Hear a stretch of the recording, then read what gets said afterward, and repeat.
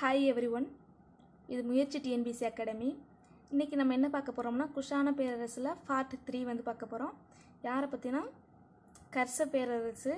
குப்த பேரரசுக்கு பின்னாடி யார் ஆட்சிக்கு வராங்கன்னா கர்சர் தான் வராரு. கர்சர் வந்து வட இந்தியாவில் உள்ள தவணேஸ்வரத்தின் அரசர் தான் ஹர்சர். இவரோட முழு பேர் வந்து ஹர்ஷவர்தனர்.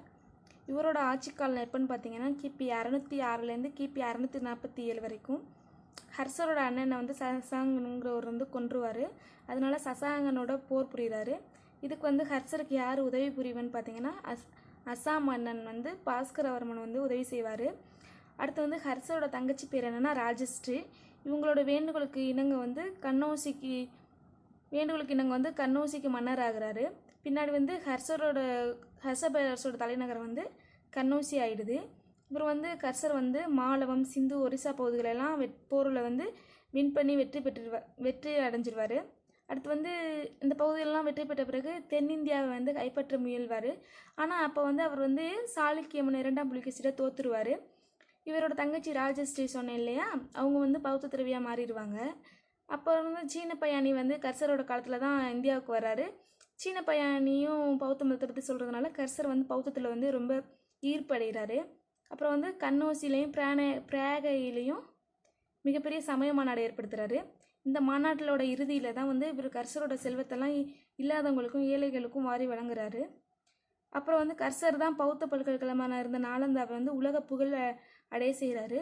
அப்போ வந்து வெளிநாட்டில் உள்ளவங்களாம் வந்து நாலந்தாவில் படிக்கிறாங்க. கர்சர் வந்து கலை இலக்கியத்துக்கு வந்து ஆதரவு கொடுப்பாரு. அடுத்து ஹர்ஷோட அமைச்சர் யாருன்னா பாமர். இவர் வந்து ஒரு சமஸ்கிருத மொழியறிஞர். இவர் எழுதின நூல் தான் ஹர்ஷ சரிதம். ஹர்ஷரும் வந்து வடமொழியில் நல்ல அறிஞர் தான். அவரும் நூல் எழுதியிருப்பார். என்னென்னா நாகானந்தம், ரத்னவல்லி, பிரியதர்ஷிகாங்கிற நூல் எழுதியிருப்பார். இவரோட காலத்தில் தான் யுவான் சுவாங் வரான்னு சொன்னோமா. யுவான் சுவாங் வந்து இந்தியாவில் வந்து கண்ணோசி, பிரயாகை, நாலந்தா, காஞ்சிபுரம் போன்ற பகுதியில் வந்து சுற்றி பார்த்துருப்பாரு. கர்சரோட அவையிலையும் சிறிது காலம் இருந்துட்டு தான் போயிருப்பார். அடுத்து வந்து யுவான் சுவாங் எழுதின நூல் என்னன்னு கேட்டிங்கன்னா சியுகி. அந்த நூல் வந்து பயண நூல். அந்த நூல் எதை பற்றி சொல்லுதுன்னா இந்தியாவை பற்றியும் பௌத்த சமயத்தை பற்றியும் வந்து பல செய்திகளை வந்து கொடுக்குதான். அடுத்து வந்து இஸ்லாமிய படையெடுப்புக்கு முன் வந்து வட இந்தியாவில் இருந்த கடைசி பேரரசு வந்து கர்ச பேரரசுன்னு சொல்கிறாங்க.